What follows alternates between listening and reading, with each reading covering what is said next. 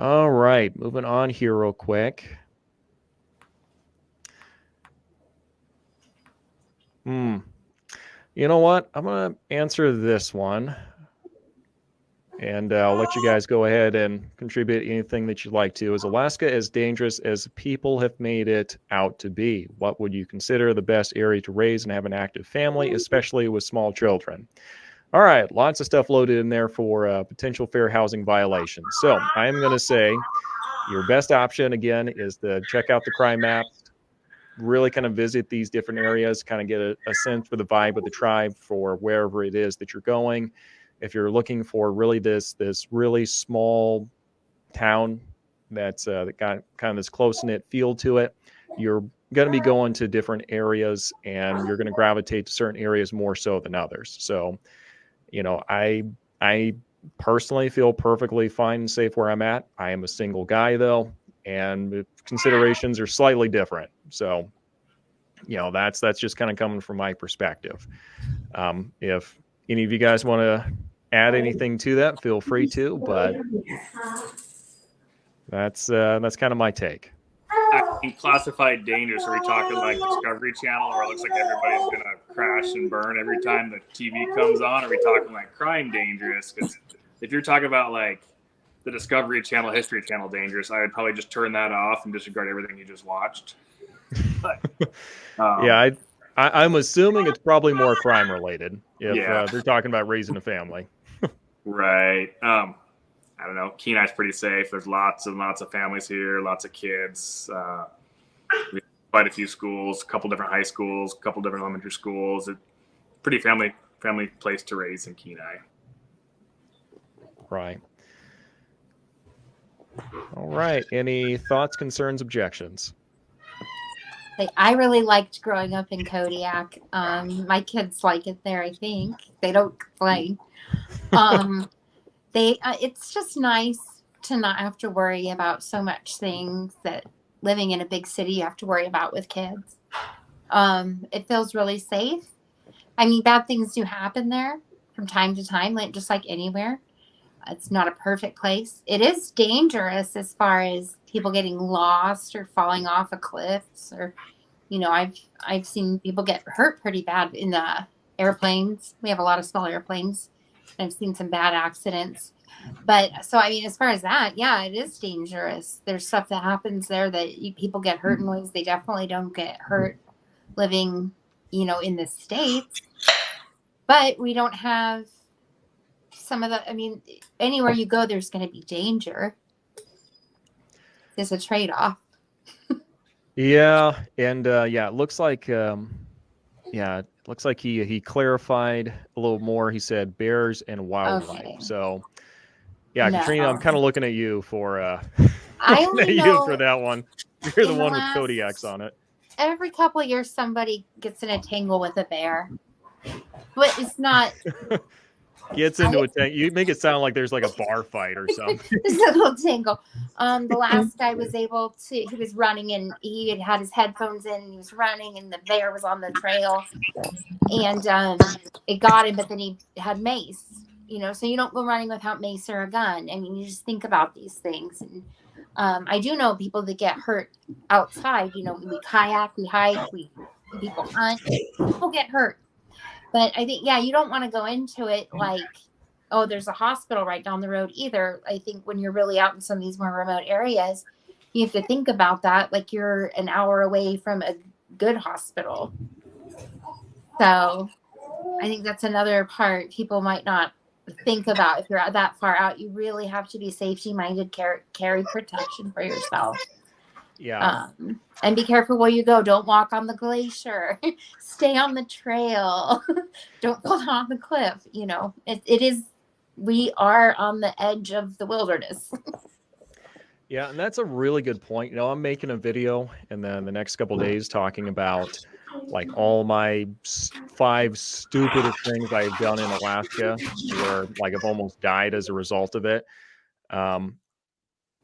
I don't think like wildlife really ever ranked up there. Like it's just stupid situations I get myself into, like paddle boarding for 13 miles across freezing lake, and then like your arms are so tired, like there's no way you're going to make it to the surface if you fall in. Like that's the kind of stupid stuff I do. I haven't really run into like bears and wildlife as much. I wish I had something that epic. No, it's not. It's not, and people just go down to the river and take pictures of the bears, and they don't do anything. I mean, they don't.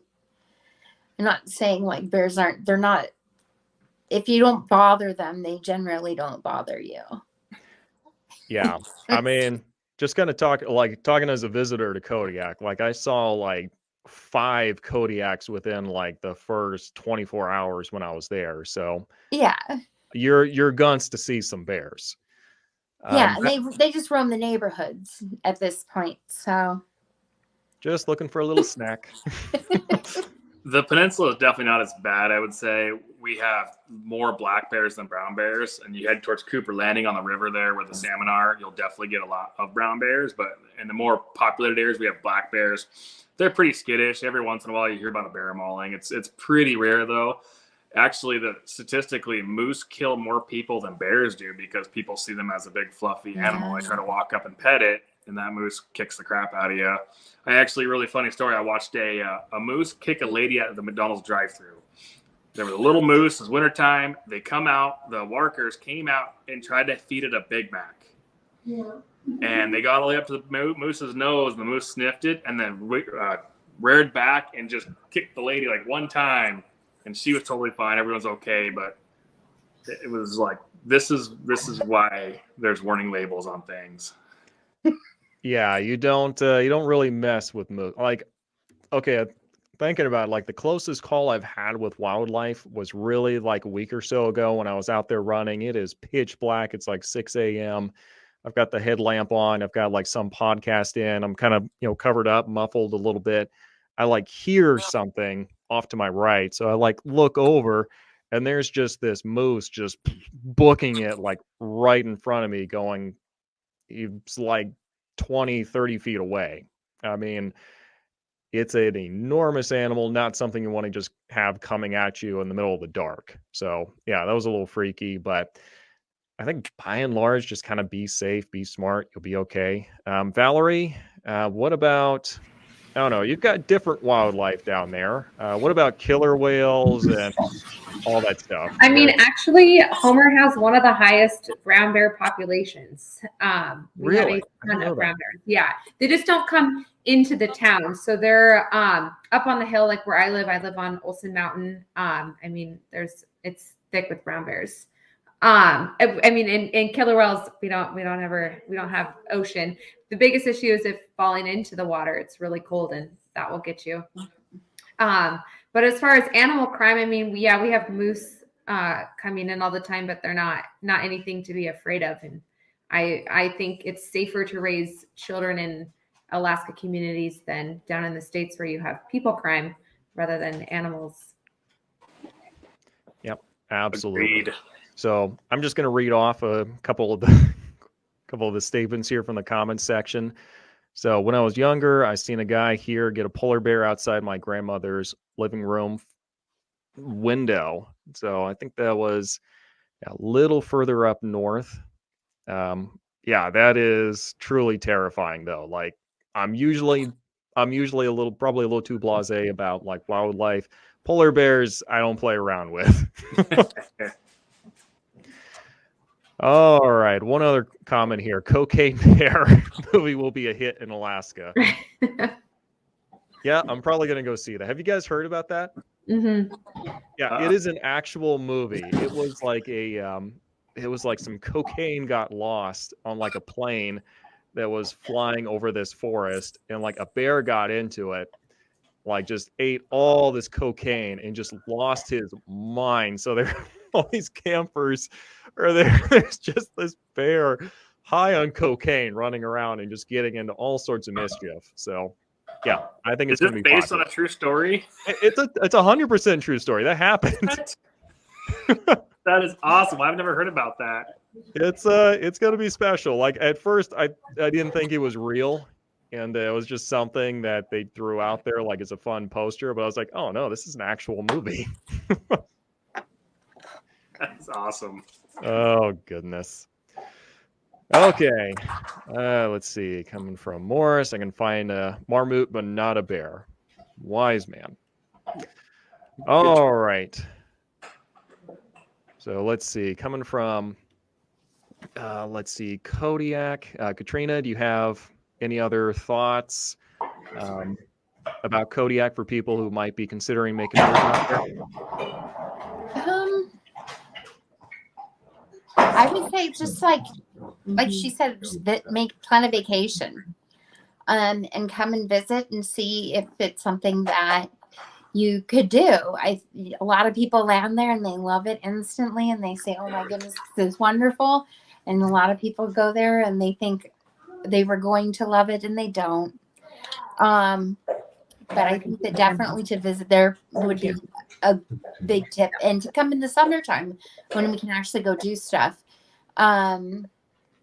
You have to really like outside stuff, though. You have to really like outside stuff to live there, to enjoy living there. I think if you don't enjoy outside activities and you don't enjoy going out and hiking, kayaking, skiing, running, just there's so much to do outside, fishing and all those kind of activities. If you like to go and you enjoy the nightlife and things like that, it's probably not a good idea. It's a good place to visit. But I think that's one thing I would say to definitely look at. And then I would say look at the schools. We have some really good schools there compared to a lot of places in the States anyways. That's one of the reasons I decided to move back there, was that we do have some of the best schools. Oh, absolutely. All right. So Valerie, let's talk about Homer. So what got you to move out to Homer initially? What's kind of your background, and what got you into real estate? And real quick, guys, I have to change the battery on my camera here. So Valerie, go ahead and just keep going, and I'm going to be switching that out. Okay. So I was actually born and raised in Homer. I grew up in Homer. I moved away after high school, lived in Anchorage for about 8 years, and then relocated back to Homer with my husband a little over 2 years ago now. So it's great to be back. We just had a daughter a couple of months ago, so excited to raise our family in Homer. It's definitely the community is what brought us back, and my parents live here, so it's nice to be close to family as well. As far as real estate goes, just a second. Sorry, I have people just staring at me as I'm speaking. Interesting. I've been in real estate sales for about 3 years now. But I grew up in a family of real estate. My parents weren't realtors, but they made their income investing in real estate. So from a child, I was involved in that and decided I was a paralegal for about 4 years and got a little burnt out of that. I didn't really want to go to law school and pursue that any further. So decided to get my real estate license and started in Anchorage, and then quickly moved down to Homer and bought a brokerage down here, and I've been running that, and it's been great.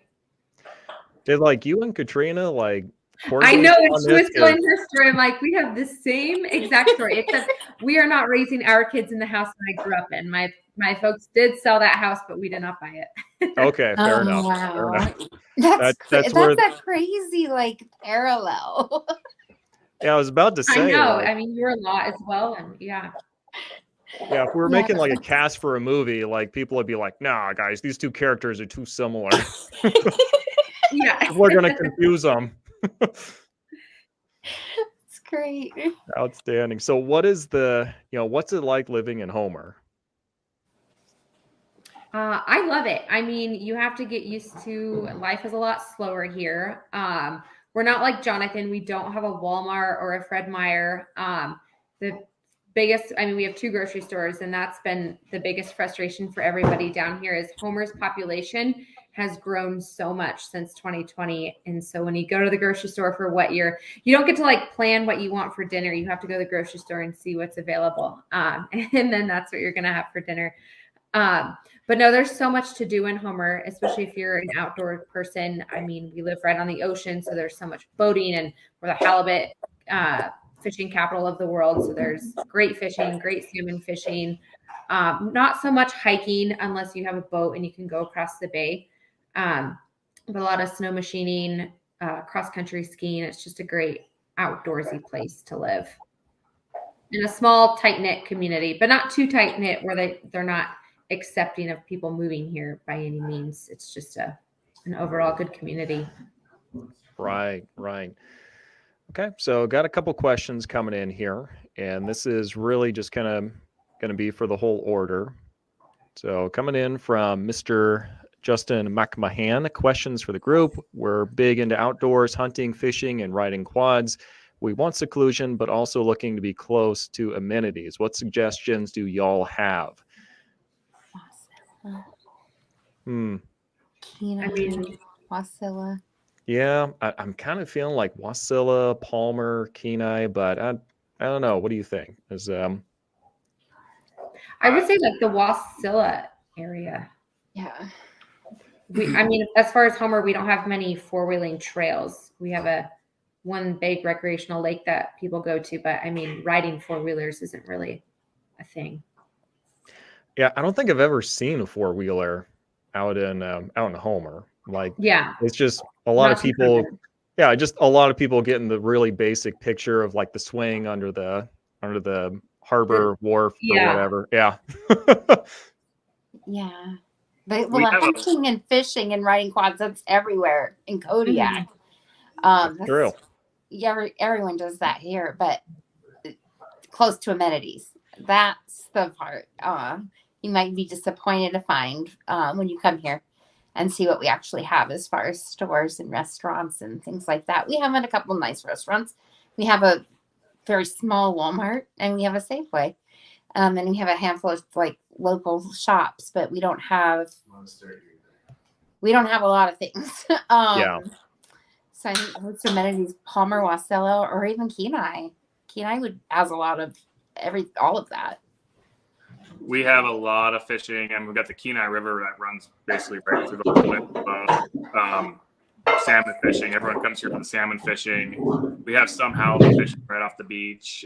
Lots of hunting. You can anything from a spruce hen or a grouse up to a bear or a moose. We have all of it in between. I grew up riding quads. I've been here my whole life. We got tons of trail systems here. I would say Wasilla has probably more deeper trail systems. Like they can go way off out into the mountains and they're long trails. We have a lot of like trails that connect between the towns here and some other gas line and power line trails we ride. And then we still got the amenities. We're not like, we don't have a Costco or nothing like Anchorage has, but we still, like I said earlier, we have a couple Safeways, one Walmart, one Fred Meyer, and then again, like the mom and pop type grocery stores that are a little spread outside of the community, I would say, or outside of the city. I live out of the city, so we have a grocery store closer to us, so we don't have to go all the way to Walmart. It's half the drive distance, I guess, but we definitely have a lot of that on your question there. Yeah, absolutely. And we have seclusion. You could be right in Kenai, in Soldotna, normal suburb type living, or you can get out and buy 40 acres and be totally away from everybody off grid. And that's there's definitely a phrase that's going to trigger me. I hear so many people talking about like off grid, and usually there's just such a big range on what people consider like off grid, so it's hard to know where anyone's coming from these days. Yeah, you really got to define off grid. Are you like completely off grid, or are you like no plumbing, or like really what do you want off grid? Yeah, like Zach Bramante with the Bramante brothers, like they run a lodge over near Denali National Park. Like they are really and truly off grid. Like they have to fly in there to like actually get there. Like that's off grid. I think most people when they hear off grid, they're probably thinking a little more remote and a little more privacy. I don't think they're really realizing the full weight of what off-grid looks like.